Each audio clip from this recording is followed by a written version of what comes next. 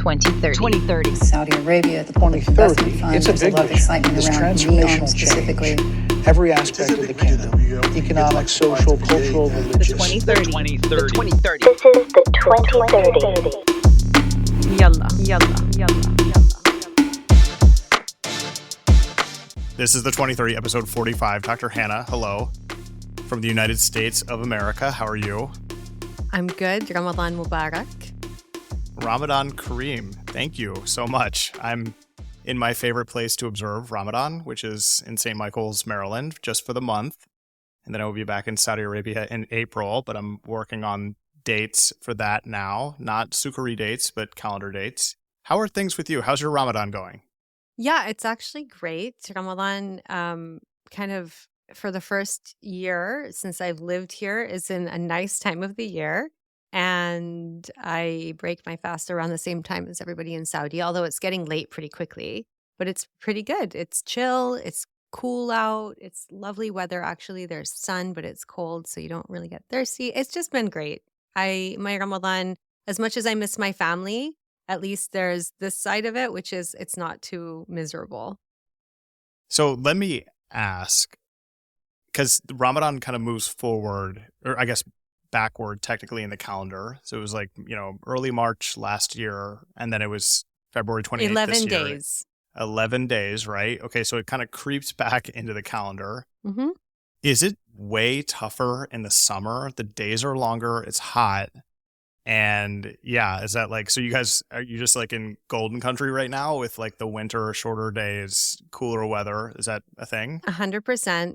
It's Okay. just as hard as you would imagine it, with really long days and really short nights, because obviously you break your fast at sunset. And so when the sun sets at 10 o'clock almost, it's not a very nice day, especially when the sun rises at like 2:45. So you don't really have a lot of time to eat and rehydrate and everything. It's kind of an intense, tricky month in the summer, but this is the best time of year.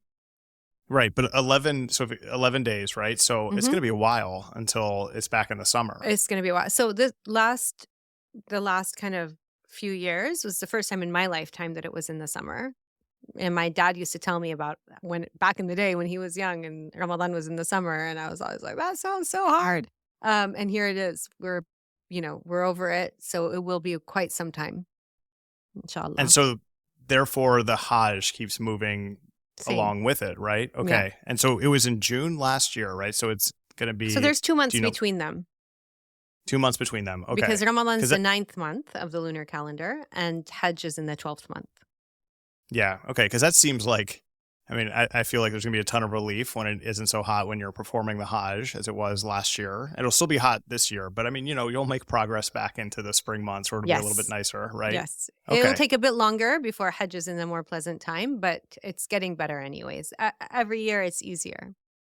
Okay. And can you tell me about your Ramadan traditions? Like you're in London, you're a Muslim, your family's is Muslim.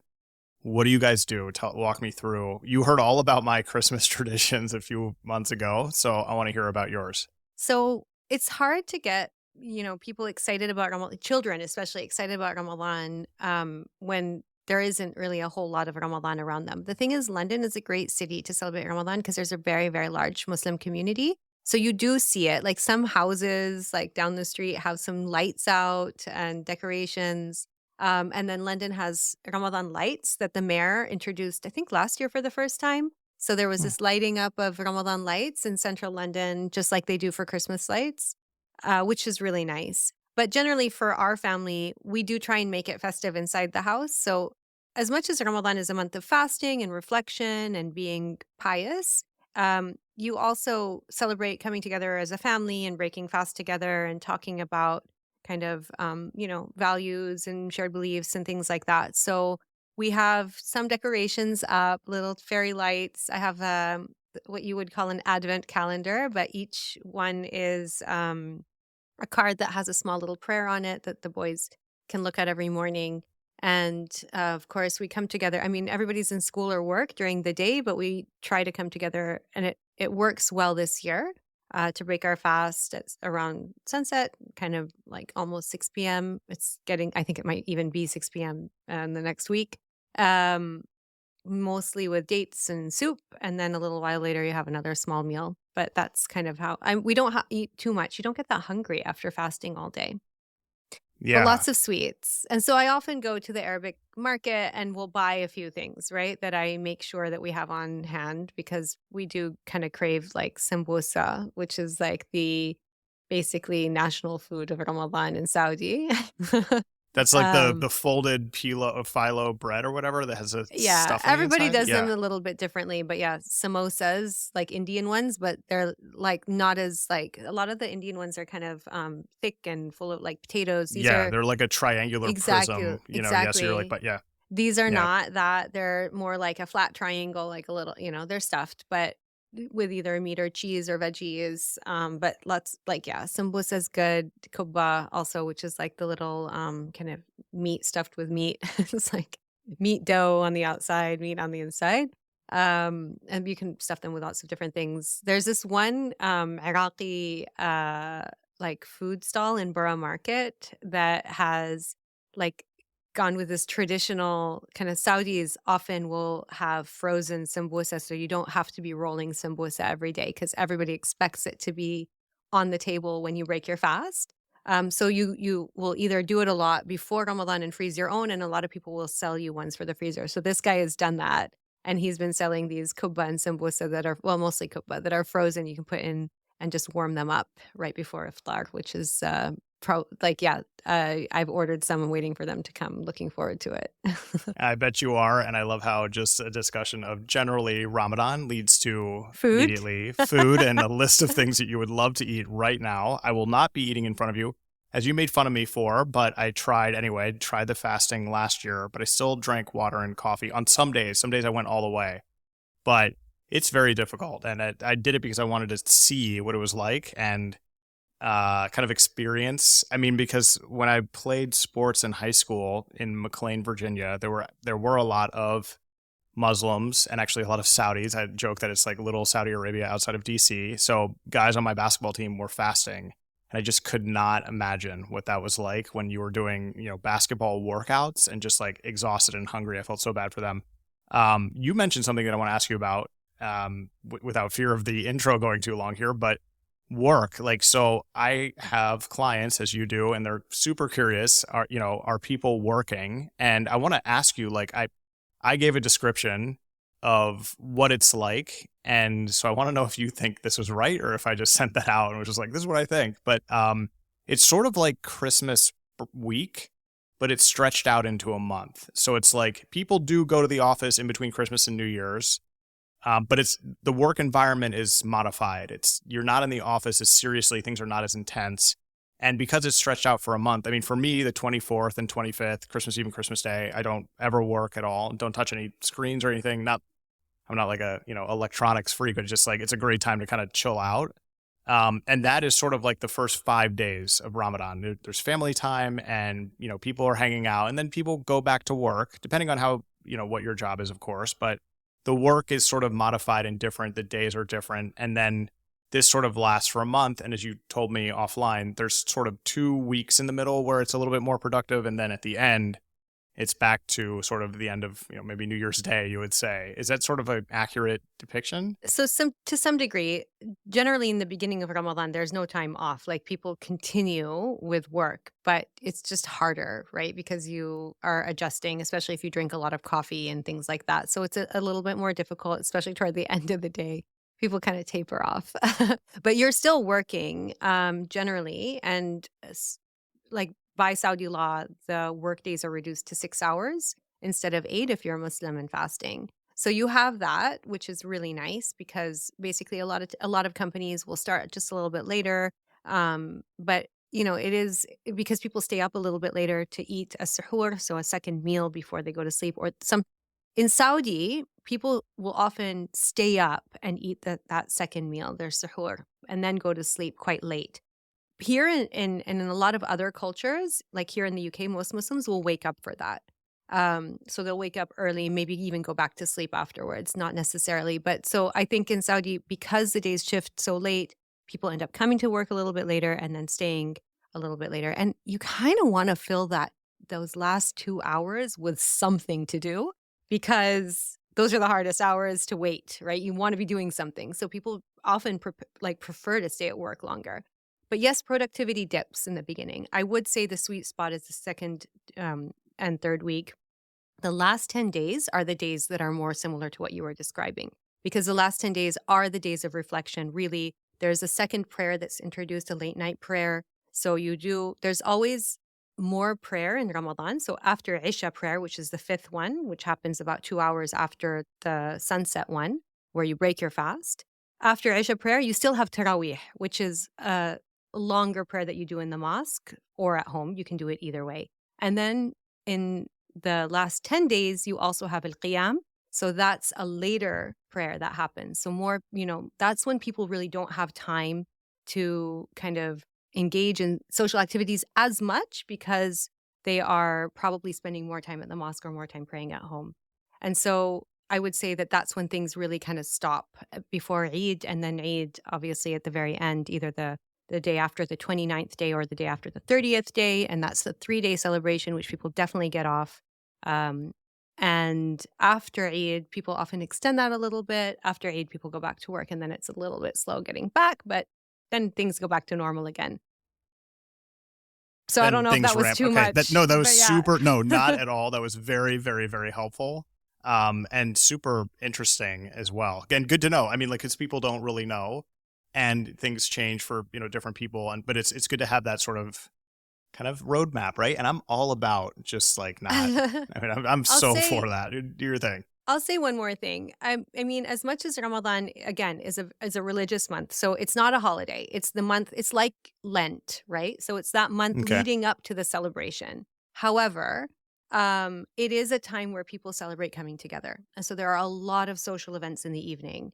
You can have one that's kind of right after Futur called Ghabga, which is kind of like a get together that happens around 9 p.m. Or you can have a Suhoor, which is that meal that you do, more like at 1 or 2 a.m. 12 to 2 is kind of that time. A lot of people will do it at midnight, but some people will do it later as a gathering, right? So you have your iftar, which is breaking the fast, and maybe something in between like a ghabga, and then you'll have your suhoor, which is quite late. And people want to return these invitations, so people end up with very busy schedules in the evening, very, very busy schedules, and a lot of food, a lot of eating. So everybody thinks that Ramadan might be a time when you lose some weight, but for a lot of people, it's a time when you gain a little bit of weight. I gained some weight last year. It was something else. And you're exactly right about the whole sort of waiting around for the sun to go down, because it's kind of one of those things where you are if you have something to do, it's off your mind. But for me, I would sit out on my balcony for the last 25 minutes and just be like, hey, guess what? I am waiting for the call to prayer so I can start feasting. And then that was always the longest 20 minutes of the whole day. So that's a pro tip right there. And last question, are people hanging out with family primarily, or are there sort of friends? I mean, what are we looking at in terms of social engagements? Family primarily, but lots of friend gatherings as well. And a lot of business happens in Ramadan after iftar. So a lot of company board meetings, company gatherings. There's every company of a certain size will usually have an iftar that they host for their employees. So there's a lot of work stuff that happens as well. It's not a time where people just sit back and don't do anything, but it's kind of a time where people gather, like you mentioned, similar to what Christmas and the time leading up to Christmas looks like in the West. Okay. Well, that's really valuable and super interesting. And we are definitely putting this segment onto YouTube. We don't always do that for our intro segments, but that is really interesting and valuable. So thank you for that, for your expert analysis on that. There's so much more to say. So I hope this is helpful just as a background context in terms of what the culture looks like around Ramadan, not the religious stuff. Okay, here's another question. Is it different from Gulf country to Gulf country? I mean, are there separate traditions across the Gulf? And then, does the UAE take it less seriously, or can you add color to that? Well, no, there are different traditions for sure. For instance, there are different traditions even within Saudi Arabia, East Coast, West Coast. In the West Coast and the rest of the Gulf states, in the middle of Ramadan, we often celebrate something called Girgi'an, which has different names in different parts of the the Gulf. But Girgan is a total cultural thing, and it's kind of like a Halloween where kids go around from house to house and they get nuts and sweets from the different people, and you go and there's a song that goes with it. They don't really do that as much in Najd, and they definitely don't do it on the West Coast. There's other traditions that happen throughout Ramadan everywhere. Nobody takes it less seriously. It is a serious time. Everybody's fasting. Everybody is, observing these kind of gatherings. There's like in some parts of the Arab world, you have these Ramadan tents where people go and smoke shisha and drink tea into the night. Like there's a lot of things that happen around Ramadan that people wait for. And again, a lot of it is waiting for the food because the food is amazing in Ramadan. I'm already hungry after that roll of food that you just like run at. Yeah, I'm sure you are too. Yeah. I remember Gergian because in my apartment last year, people were like, "Are your children gonna do Gergian?" And I was like, "What are you talking about?" And they're like, "It's like Halloween, but just bring them down into the courtyard. It's a pretty big apartment complex." And that was really cool and super wild. I remember just being like, "Wow, this is like a real thing." And they were like, "It's kind of new for the Nejd in Riyadh, but it's it's elsewhere. We think it's cool." So yeah, anyway, super Girgan is interesting really rundown. taken off too, because like for a really long time when Saudi was a lot more conservative, people weren't celebrating Girgan, but they are back to celebrating it and they're going all It's so out. back. It's so back and it's so good. It's so good. Like I've missed the one that happens in my family's neighborhood ever since they started doing it, which is bringing back that going from house to house, because a lot of times people stopped doing that and would do like a Girgan celebration, or they would just send around, and it's really for younger children. They'd send around like small packages of sweets and nuts to like other family members, and you basically have to send around Girgan and then receive Girgan, and it's kind of this exchange that happens. Instead of going from house to house, you're still sending it and putting the names of your children if they're like younger than 8 years old. So everybody kind of expects to have a really fun decorated package that comes from houses of that have young children in them. And there's a bit of a competition on who does a better Girgan packaging. You just gave me an amazing idea. So where I live in rural Maryland on the water, there are exactly 0 Muslims here. I think I'm going to like put together an iftar like randomly on a date in like 2 weeks and be like, I'm having an iftar party. Do it on the 15th of Ramadan, which is Ramadan's aligning with March this year. Do it on the 15th and do a Girgan. Okay, and to be like this, and people are gonna be like, "What's going on?" And I'll be able to explain it to have everybody. 10 days. It's part of my cultural diplomacy. To plan this. No Yes. problem. I'll look for a lamb. Take one from a local farmer. No problem. Get some sambusa. That's the most important thing. God, the sambusa with the cheese inside of it. It's just like God. I cannot like. That's like a. I love Cheez-Its, and that's like a rich guy cheese. And I'm just like I'm all about them, and so I'll order them every time I get Lebanese food. I'm ordering like 3 orders of that, and then I'll eat that, and then just be like, that was the meal. I'm full. That was really unhealthy, and I miss that big time. But yeah, anyway, so we are doing a podcast here and not just talking about food in Ramadan. That was super interesting. Thank you for all the intel. This feedback is from Khalid. Khalid A. Sorry, Khalid. Bro, Omar, Safwan, that interview was so good. LOL, couple guys from Jeddah to Qasim. 7 exclamation points. I really want to meet them. Okay, well, you know what? We're going to put you in touch with Omar, Safwan. I think they'd like to meet you too. They were so cool. I mean, those guys are so awesome. And we got a lot of really good feedback on that conversation. And people asked me, like, hey, like, this was amazing. Like how did you find them? How did you like decide to bring them on? Like, and it was kind of been rolled into a conversation about like how we bring on guests to the show. And there isn't like and cut me off here, Dr. Hanaa, there isn't an exact science to it, but we really want voices from the transformation, either as enablers of the transformation or as people that have taken part in it and participated in it to their, as part of their professional journey, as part of their social journey. And so, stories like that are super interesting. They just wouldn't happen without the transformation. And they're also emblematic of what the transformation is all about: opportunity, business development. And yeah, I mean, so Hanaa brought them on, and They were amazing. Can you tell us about how we sourced them? Like, I forgot. It's been a pretty busy time, but like, how did Yeah. this come about? So, I mean, I saw their documentary and I talked to Aziz, my husband, about it, and he was like, "Oh, I know somebody who knows Safwan." And actually, I know the friend. There's a really close friend of Aziz, Ahmed Bukhamsin. Shout out to Ahmed, that knows Safwan. So he was like, "Oh yeah, I can put you in touch." But then I never really pursued that in that way. Instead, I spoke to Dania Al-Ma'ina, who is a cousin of Umar, and Dania is, she was on the Shura Council. She was an incredible role model for Saudi women. She established the first basketball club for women in Jeddah. And she was on Mindless Voices podcast a few months back. And so I reached out to Dania and was like, I'd love to get Omar, your cousin, on the 2030. I think it's a good venue, like it's a good platform to kind of show people what's happening with camels in Saudi. So she put me in touch, and Omar was amazing. He was just so accommodating, a great person to kind of just set this up with. And I was so happy to have them on. So it was really happy because I instantly sent it to Ahmed, and very, very grateful for Dania for putting us in touch. And I hope to have her on the show as well because she's great.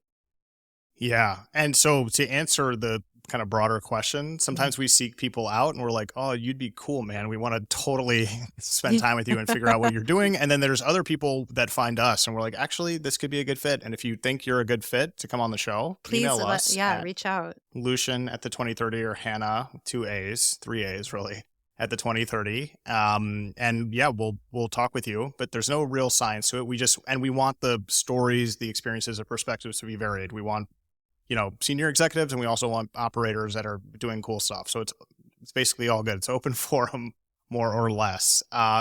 We will be getting now to a deep dive led by our resident labor markets expert, Dr. Hanaa Al-Moayed, who will be talking about the nonprofit sector in Saudi Arabia based on a report from the King Khalid Foundation. So let's do that. Let's get to a deep dive. Let's get to a deep dive.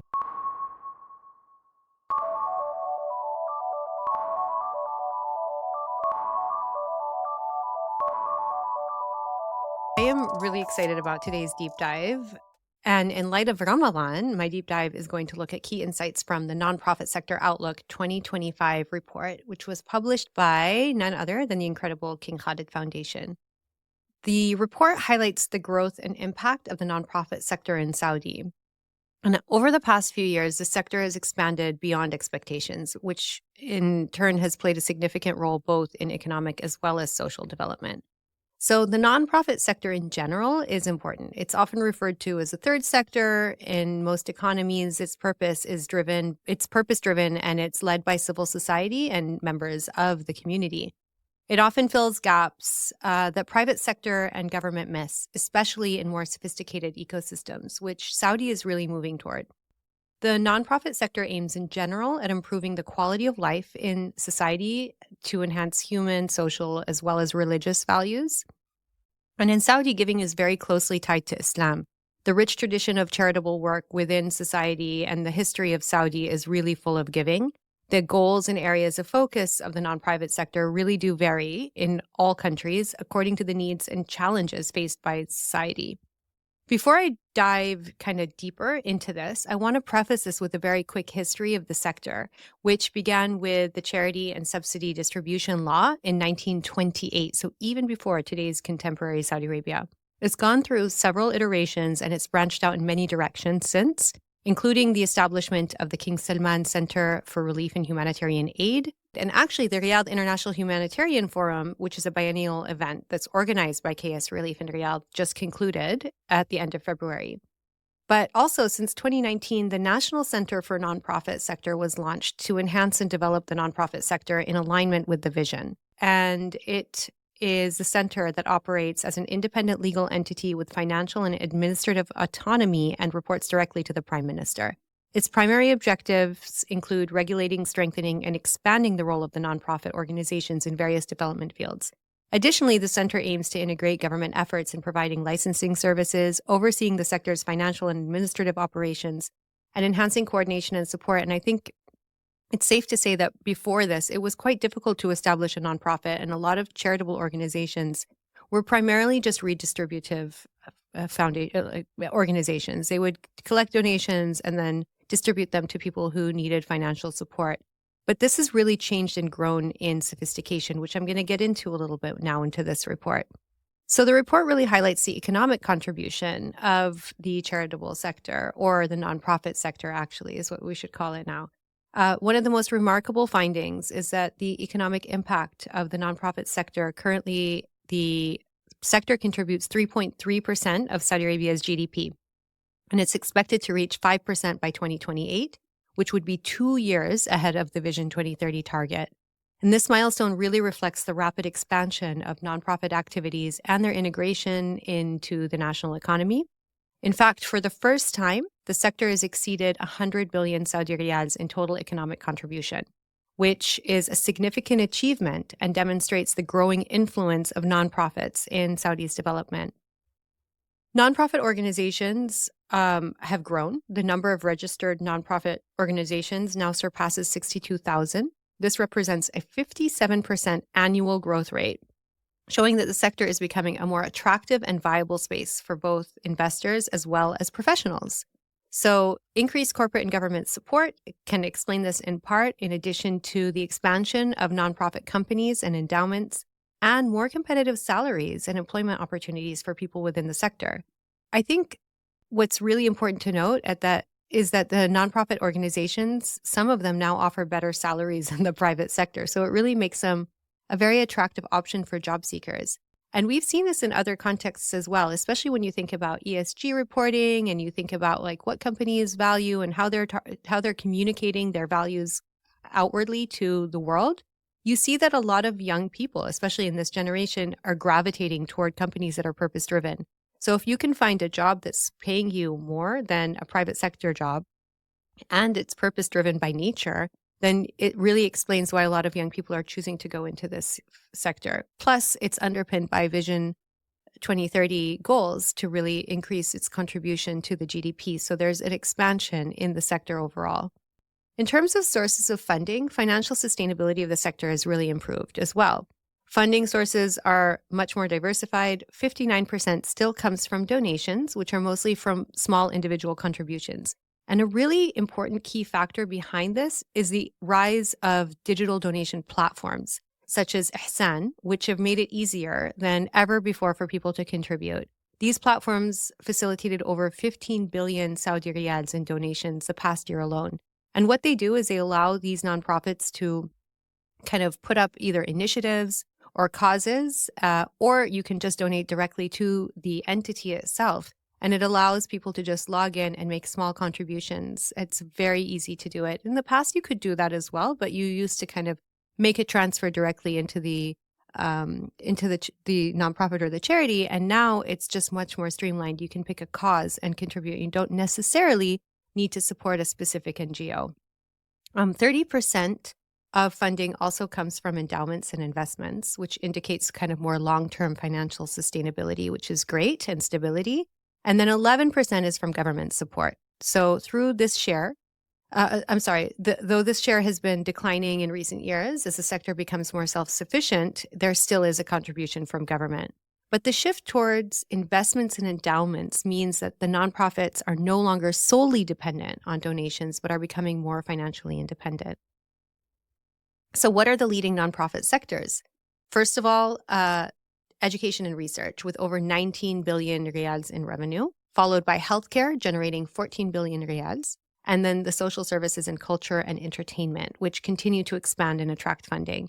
And these figures really highlight that nonprofits are playing a crucial role in essential services like education and healthcare, which reduces pressure on government resources and can be really targeted. Like, the benefit of a nonprofit entity is that it can be really close to its beneficiaries. It can be so close that it knows the day-to-day activities of a lot of the beneficiaries, and so it can really fill gaps in their needs. And then finally, volunteerism and community engagement. A major success story in this report is volunteerism. The national target of 1 million volunteers was achieved 6 years ahead of schedule, reflecting a growing culture of giving in Saudi Arabia. And additionally, statistics really show this growth. 23% of Saudis now engage in volunteering, contributing valuable time and effort to nonprofit causes. 47% of Saudis make donations every year, supporting various charitable initiatives. And volunteering really did take off in Saudi after the Jeddah floods in 2009. But since then, it's grown in sophistication, and you have national initiatives to contribute to kind of this momentum that is growing in volunteerism. So looking ahead, what's the future of the nonprofit sector look like? It's very promising. 3 major trends are shaping its trajectory. A, the endowment investment boom. So endowment assets have now exceeded 1.7 billion riyals and are projected to reach 100 billion riyals by 2038. This shift means that nonprofits will rely less on donations and more on sustainable investment returns. 2, greater institutionalization.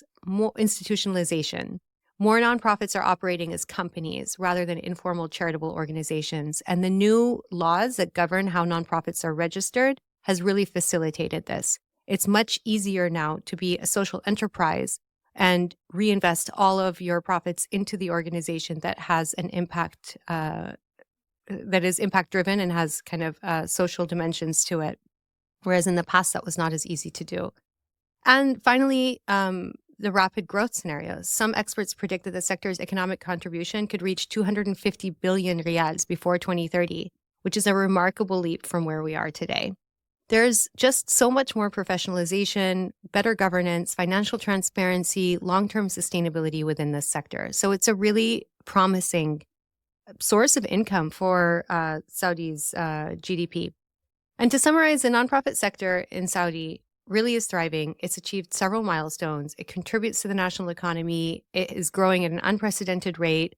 Funding sources are becoming much more sustainable. The future looks very bright. There's ambitious growth targets, but they're being met, and it could really reshape the sector even further. So ultimately, the success is driven by the generosity of individuals, as we mentioned, but also the dedication of volunteers and the commitment of organizations to making a real difference. And just in conclusion, finally, I'd like to say thank you to the King Khalid Foundation for really putting together a phenomenal report that brings all of this information together.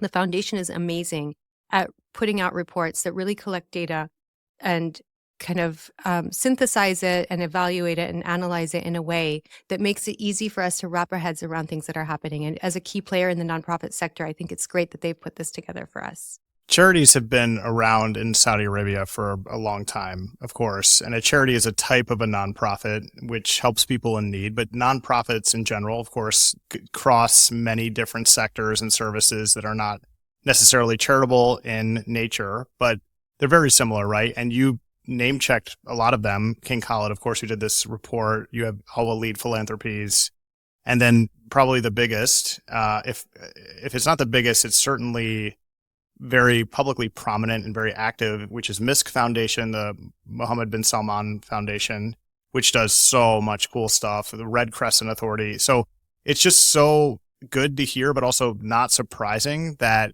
the nonprofit sector in Saudi Arabia is growing alongside the vision, right? And as you said, sort of in the intro, these sectors, right? I mean, the nonprofit is like, it's part of mature, sort of advanced economies and societies. And so that's definitely what you're seeing in Saudi Arabia right now. And so it's unsurprising to hear that they're actually ahead of the vision's goals. Really good. 100 billion reals in GDP contribution. That's a lot. And, you know, exceeding the number of volunteers, also incredible.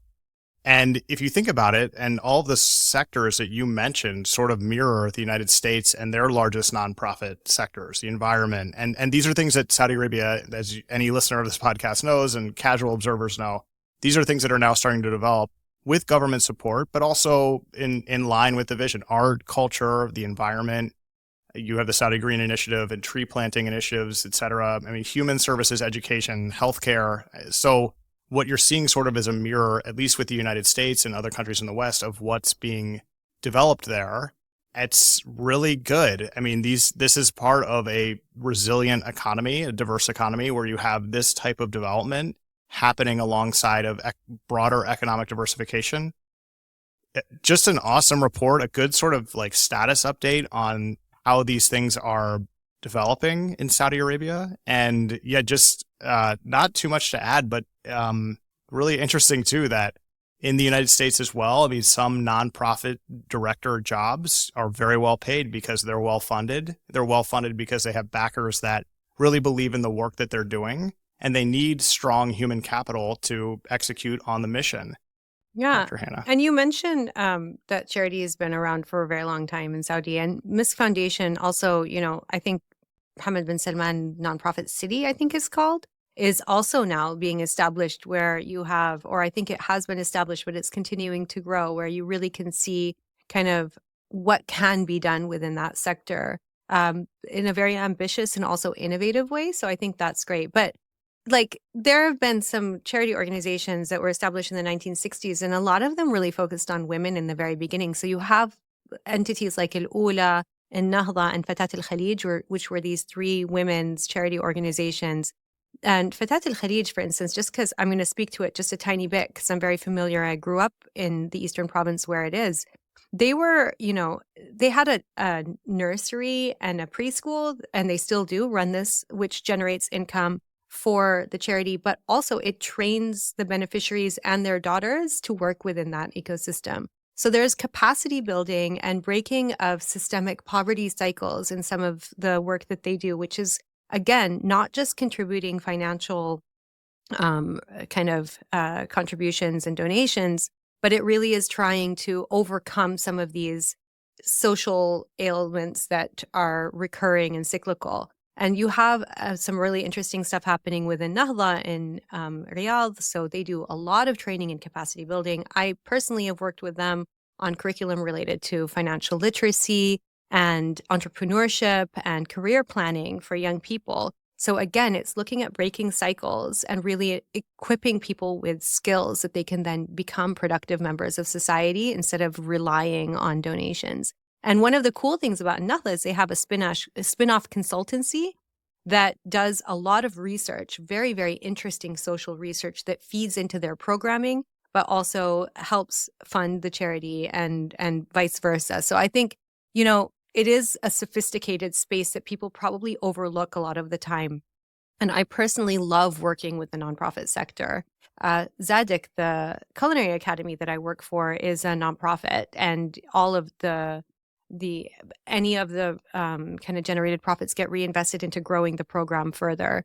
And, I used to be the head of corporate social responsibility at Rawabi, where I would work with lots of different charity and nonprofits. And it was just, I can see how much more sophisticated the landscape is today. It's really, really growing. Yeah, and part of that landscape sophistication is regulatory reform. Exactly. I mean, if you want to have nonprofits like in the United States, nonprofit typically just means that you're not taking for profit. You're reinvesting into your organization, and therefore you don't pay tax. In order to do that, you really need to follow the rules. You need to be organized a certain way. You need to have board meetings quarterly or annually. You have to do all of these things that a nonprofit must do. And that really took place and started in 2022, I believe. There was sort of at least rules that came out defining what a nonprofit is, and couldn't be how do you register, right? You have to go to the National Center for Nonprofit Sector and register with them. You have to have all the documents, foundation, bylaws, ID papers, board. You got to get all those things set up just like in the West. And doing so like that, doing things like that, I mean, you have to really have it's not like setting up a company in the United States. It takes 1 minute online and you're good to go. There's a lot of stuff that needs to be checked out by the government. I don't believe that foreigners can set up, at least alone, a nonprofit in Saudi Arabia yet. So. No, I don't think so. But yeah, you pretty much go through the same sort of process as in Saudi Arabia. And then you're audited, you're sort of supervised by this government body, which is very important because you need to make sure that people are not just using this organization to profit for themselves. And so when you have that sort of legal framework, the governance framework in place, it's beneficial to everybody. And these are the types of reforms that are happening in Saudi Arabia. exactly. Very little attention is paid to this 2022, order that established this process for founding a nonprofit, but it has a huge impact. So yeah, just really cool. Very, very good deep dive, Dr. Hanaa. Thank you for that. Let's get to the news. Let's get to the news.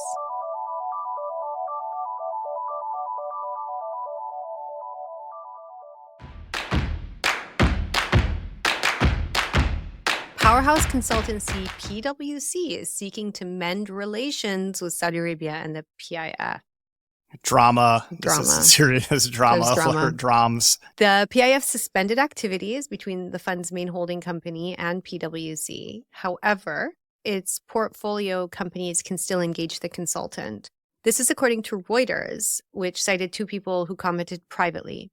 So PWC told its employees in a memo on Friday that the situation with Saudi Arabia was related to a client matter and not a regulatory issue.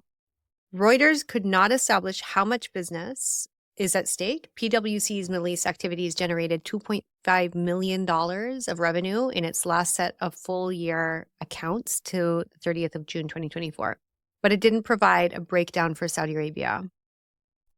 2.5 billion. Did I say million? You said million. I was like, wow, that's a really small amount. But yeah, okay. So I'm sure you saw the same thing, but when this news immediately came out just a few days ago, there were a ton of people on LinkedIn grandstanding as if they had any idea what was going on, what this really means for the consultant sector in Saudi Arabia, lecturing PwC about what they did or didn't do. Nobody has any idea. This is a private matter that was leaked to the press and then reported on. The sources here are also confidential and not revealed by Reuters. So this is probably something that maybe PIF didn't want to get out there. Maybe PwC. I mean, this happens between consultants and their clients. There's some disagreement, but it's also limited, right? I mean, it's not for the portfolio companies, just for the main company. As you may have noted, or we may have been talking about it. It's not, I don't think it's for consultancies. Only. Their consultancy audit. practice and not their audit practice, which is dominant in Saudi Arabia. Exactly. So just that was one point I wanted to make on this story, is that these sort of and it just drove me crazy. Of course, it was written by AI too. And I just was like, oh my God, this is the worst type of LinkedIn post that you could possibly read. Yeah. But, you do have sort of a reckoning for consultants in Saudi Arabia. They're so expensive, and, you have sort of a reining in of costs for the government. I mean, you got to make these things efficient. It's actually an opportunity for consultants to work on that side of things. But, the vision had a lot of consultants working on it to make it awesome, to fill in blanks, to make it a really sensational, not just vision, but plan, and to execute the plan. And I think looking at the vision now, it's doing very well. We're ahead of benchmarks in many cases, in some cases not, but I think the vision's a success so far. So they do good work. Consultants are important for any marketplace, and in Saudi Arabia's vision, they're important as well. But yeah, I mean, just who knows what happens here? Who knows if this year-long ban is going to be held up, if PwC is going to send in some brass and kind of smooth things over? We don't really know, but it is a big deal, and it also draws attention to the consulting landscape in Saudi Arabia. Consultants are not always viewed positively because they sometimes, are more junior ranking members at a consultancy that provide advice on projects in which an executive or more seasoned professional is better positioned to advise on. But I mean, this just kind of stirred up feelings about consultants on social media and elsewhere. Saudi Arabia is the largest consulting market in the region, which is not surprising at all. An estimated market size of $3.2 billion in 2023. That is an 18.2% expansion from 2022. So we will see what 2024 and 2025 have in store. But I mean, it's a big market. It's a big deal. But I don't think anybody really knows anything about the specifics. I mean, some people know, of course, but in the public, yeah, I mean, interesting story. Going to keep an eye on it for sure. Very interesting. And I agree with you. I've seen so many things where I'm like, that is so inaccurate. that is an inaccurate. So I think one of the things that came up quite a bit was this is a space. Now the space is empty and the local consultancies can come in and take over. And I don't think that it's a battle between local and international. I think that there's just, this one consultancy has done something that, has led to the 1-year suspension of their consulting services alone. That doesn't, at PwC, I'm sorry, at PIF only, right? So they're still working within the kingdom with other ministries, different entities. And I think that there still is a thriving local consulting space that exists and is expanding and is complementing it, and competition is healthy. Anyway. No, it's a good point. I mean, look, you're an advisor. I'm an advisor. Like for companies, for businesses, whatever it is, exactly. right? There is zero chance that 1 million, entry level employees at PWC can do exactly what I do. And Exactly. there's the exact opposite is true. Like I could never do what they do. There's plenty of space and opportunities. And when I get opportunities that I can't do, and I'm sure you're the same way, I'm like, hey, I can't do this. Like what you're asking is for McKinsey or PWC or BCG, right? And it's the other way around, right? That they can't put some recent MBA graduate that has spent no time in Saudi Arabia on a project that is best suited for a boutique. It's just the way it is. So Exactly. dude, just another point, and I kind of hammered on this, but like AI is kind of ruining LinkedIn for me. It's just like everything is AI. It's so annoying because I can immediately spot it. And it's like every post that's popular now has like AI comment bots that are essentially regurgitating what the post said. They got to fix that. It's like kind of making the experience like less good. I mean, anytime I lean on AI for anything and I read what AI has, given to me as like a synthesis of something or a summary, I always have to edit it before I can use it. There's no way I can use something off the shelf that AI has done. It just doesn't work that way. But this is the thing, and this is my plug. Thank you for mentioning this.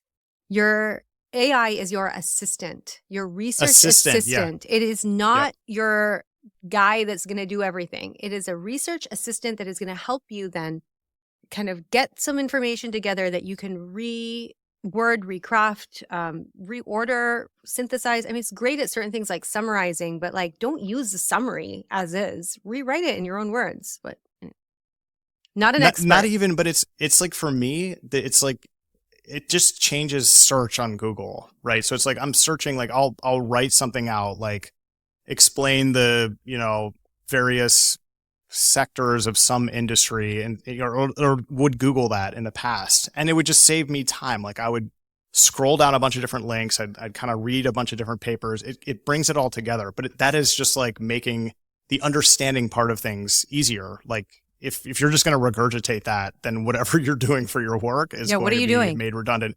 immediately. Yeah. But also, last point, AI, especially ChatGPT, makes things up. Makes up papers, makes up dates. It makes things up, and it makes them sound so believable. And so, if you're not actually the expert listening to what the research assistant has put together, then you're just going to sound like an idiot because it's going to be sound like an idiot. Yeah, it's going to be stuff that is not accurate. So be careful, beware. I have stories, horror stories about what AI has done for people and how people have ended up in really, really bad situations because it's not real information all the time. Yeah. And look, PSA, pro tip, I think a lot of Saudis are using AI because they don't feel as comfortable really conveying their thoughts in English and are maybe a little bit shy about writing some response and having it be grammatically incorrect. And so what they might do, some will do, is basically just say, like, write this out for me.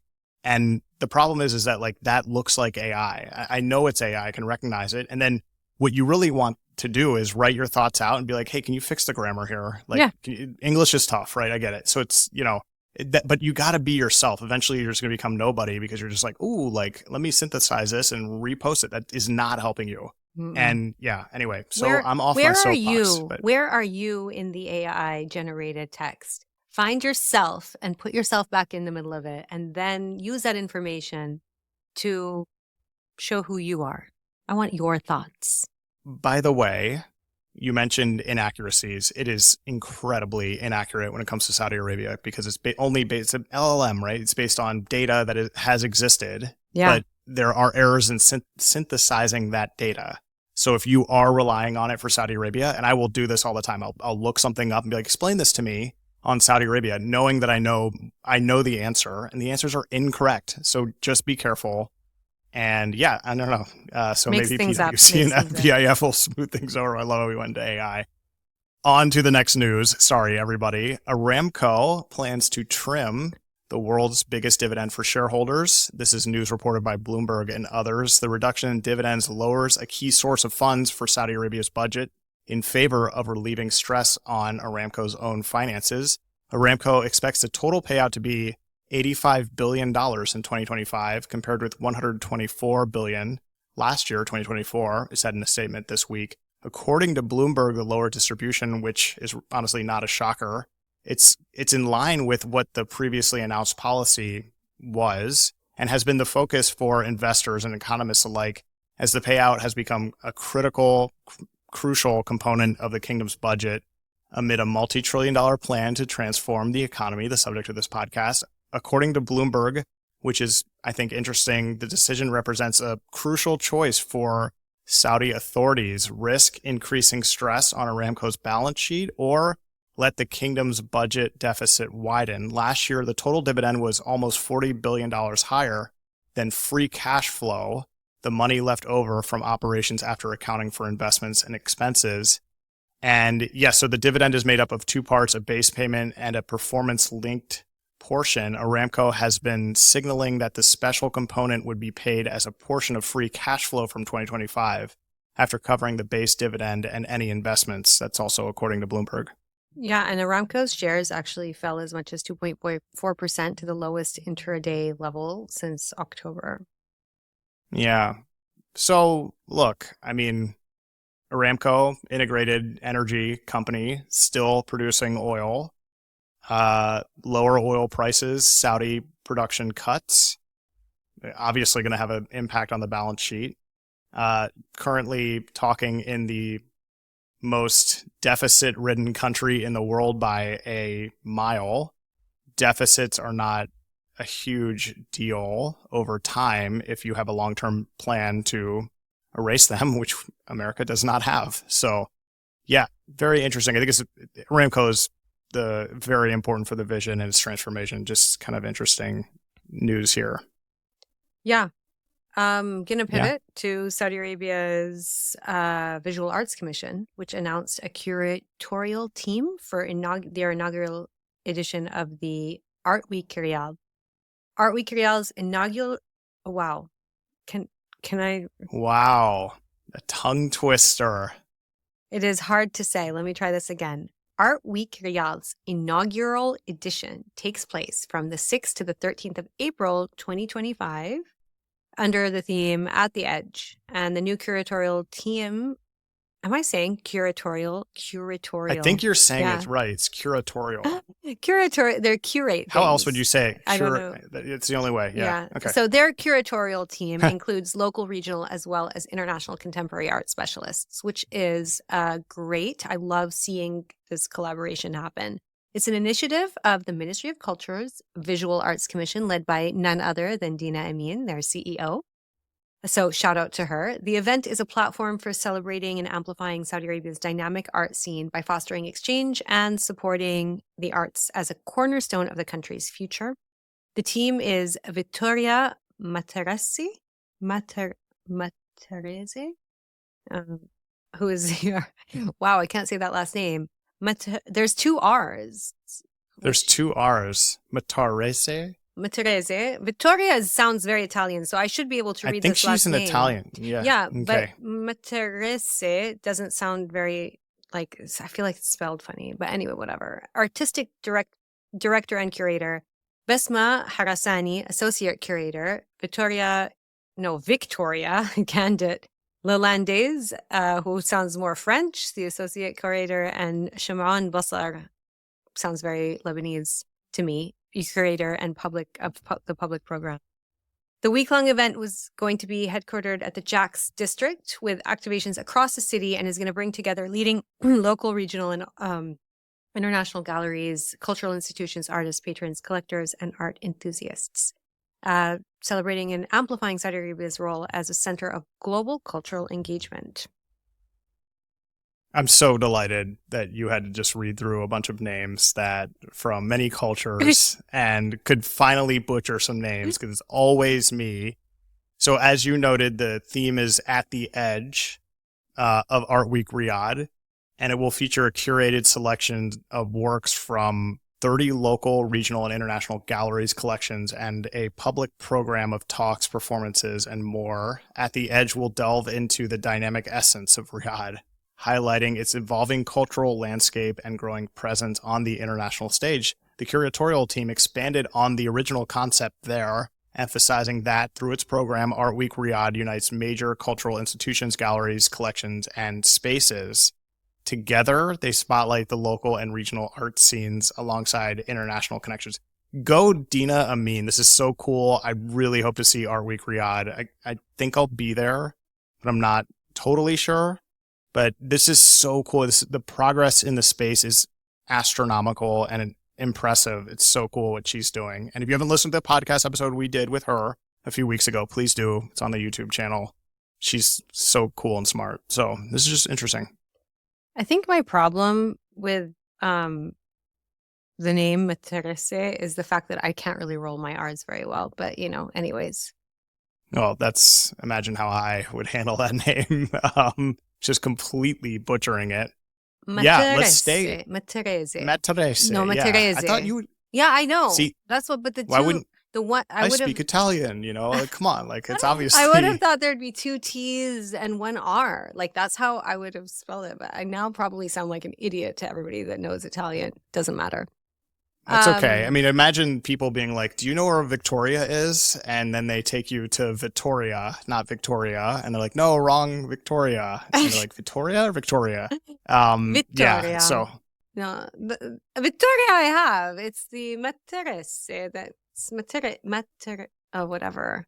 I think need that to hear- sounded really You good. know what? Yeah. Okay. Anyway, so. Moving okay. on. But you did a good job. You did a good That was job the with that. worst news item I think I've ever No, read. it wasn't. It was absolutely not. Horse racing absolutely takes the cake. To be honest with you, that was next level bad. It's okay. We all have good days and bad, but here we go. Okay, we're sticking with culture, and we're gonna go to the EDM scene. The music entertainment company MDLBeast is looking to expand the Middle East music landscape with the launch of a new music festival concept. Let's go. MDLBeast recently announced the launch of its 1001, which is written out like the 2030 festival concept offering music, arts, and culture. The 2-day festival, scheduled for April 24th to 25th in Riyadh, will blend electronic music with immersive storytelling and experiences, MDLBeast said. That's so cool. Ramadan Al-Haratani. Oh, here we go. How is that? Fine, I think. Thank you so much. Oh my gosh, there's so many people to thank. CEO of MDLBeast described the festival as an example of the company's broader vision. He said, quote, 1001 is a key example of our mission to build and curate a diverse range of music experiences that cater to different audiences and genres, Al-Haratani said. Meanwhile, MDLBeast Foundation, here we go, foundation, right? A little, you got foundation and you have the company, says it's pursuing an aggressive agenda to transform the music industry in the Middle East and North Africa region. And they listed out some initiatives. We don't need to go through all of them, but pretty impressive. X Perform, Hearful, Exchange, Sound Futures, Power Chord.